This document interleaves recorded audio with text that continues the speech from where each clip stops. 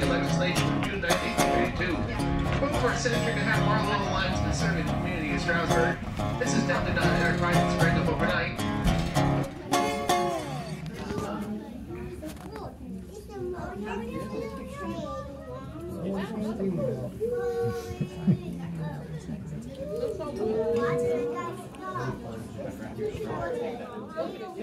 Hey Jensen, give me a thumbs up.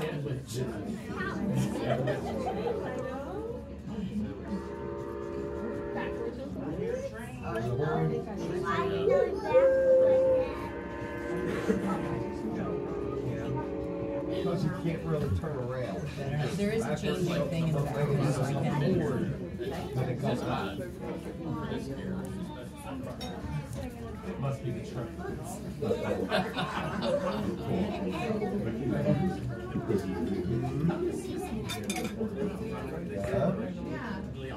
She got some, or maybe they're trying to get Taylor share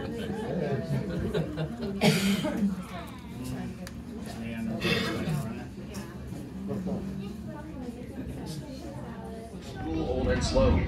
And you can imagine with a nickname like that, it didn't last too long. In fact, it filed for bankruptcy in the year 1910. Legend has it that scrappers came in so quickly tearing up the tracks after the line closed, they managed to strand the train and its locomotive out on the line with no way to get back to the station. And sadly, with no rails to run on, that locomotive just sat there and rusted away until it was nothing more but a ghost. Sometimes when we blow our whistle for the crossing up ahead, something mighty peculiar happens. The ghost of that little locomotive makes its presence known by blowing back with its own whistle. So folks, in a few short moments, when we come to the crossing here and stop, I want everyone to be very quiet and listen very carefully. And we will see if the ghost of that little locomotive is out there today.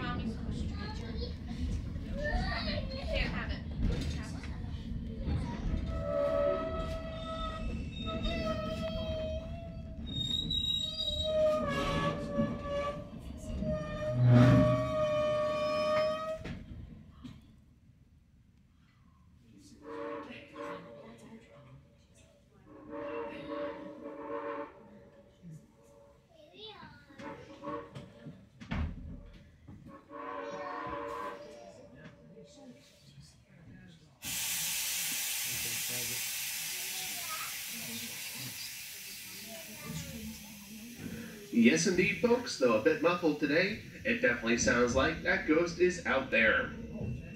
Though I could have sworn I heard someone up in the open-air car say that was just an echo.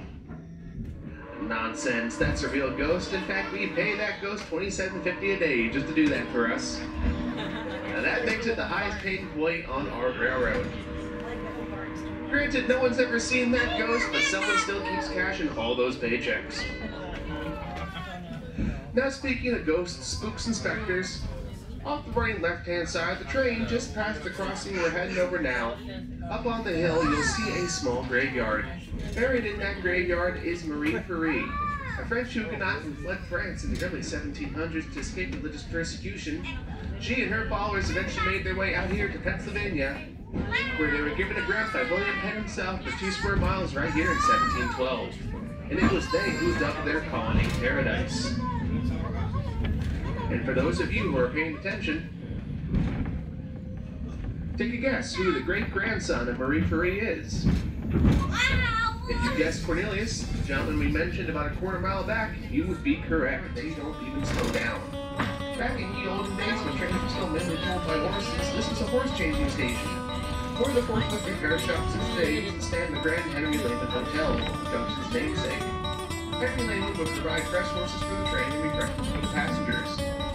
Also very worthy to note is that February 22nd, 1861, a special train passed through here, carrying President-elect Abraham Lincoln and Mrs. Lincoln.